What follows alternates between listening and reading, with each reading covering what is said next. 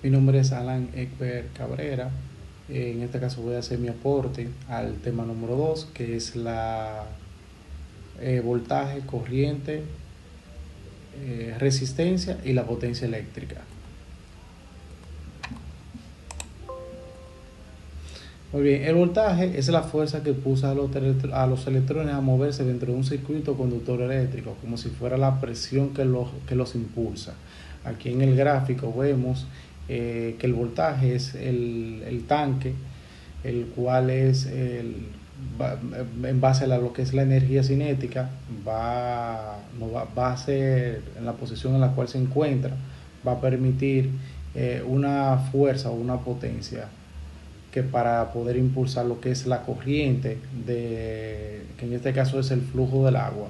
Y vemos también dentro del gráfico lo que es la resistencia, que es y se simboliza con lo que es el ancho de la tubería. Si la tubería no fuera tan angosta y fuera un poquito más ancha, fuera un poquito más grande, el flujo del agua sería mayor y en este caso sería la corriente. El voltaje se mide en voltios y su símbolo es la V. Aquí también vemos lo que es un voltímetro para medir el voltaje. Tenemos lo que son tipos de voltaje. Tenemos voltaje en corriente continua, que es el que es constante en el tiempo y tiene una polaridad fija, como lo que son las baterías y las pilas. Tenemos el voltaje de la corriente alterna, que cambia de dirección y magnitud periódicamente. Tenemos lo que es la corriente eléctrica o intensidad, que es el flujo de electrones a través de un conductor debido a una diferencia de potencia de un potencial eléctrico. Eh, Tenemos que la corriente o intensidad se mide en amperios y se simboliza con la letra A. Y aquí vemos con cuál podemos medir la corriente o intensidad, que es un amperímetro. Tenemos lo que es la resistencia eléctrica, que la misma es todo lo que se opone al paso de la corriente eléctrica. Cuanta más resistencia, más difícil será que fluya la corriente a través de un circuito o conductor eléctrico. Y vemos un gráfico parecido al anterior. Tenemos que el voltaje es el tanque que almacena el agua, que el agua es la corriente o intensidad, y aquí vemos que la resistencia es la manguera.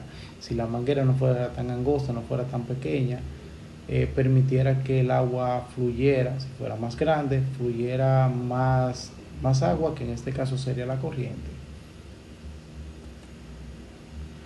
La resistencia se mide en ohmios y se simboliza con la letra R.